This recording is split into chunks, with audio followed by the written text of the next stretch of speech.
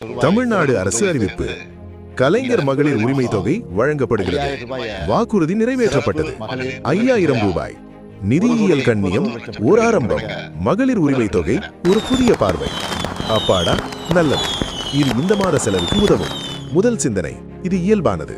ஆனால் அடுத்த நிமிடமே வீட்டு வாடகை, பள்ளி கட்டணம், மளிகை செலவு, கடன் தவணை நினைவுக்கு வருகிறது. பணம் வருகிறது.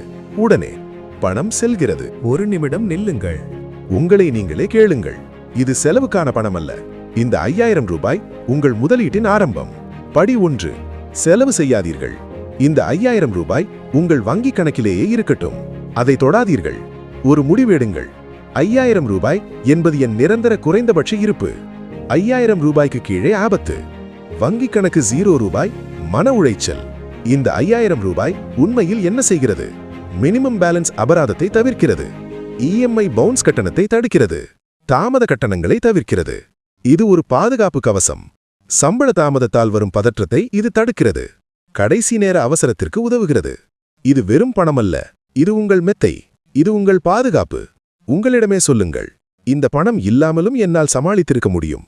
ஆனால் இப்போது இது இருப்பதால் இதை நான் பயன்படுத்தாமல் மாற்றப் போகிறேன். பணம் முக்கியமல்ல, அதை எப்படி பயன்படுத்துகிறோம் என்பதே முக்கியம். இதுதான் சுயமரியாதை. உங்கள் நிதி பாதுகாப்பை இன்று தொடங்குங்கள்.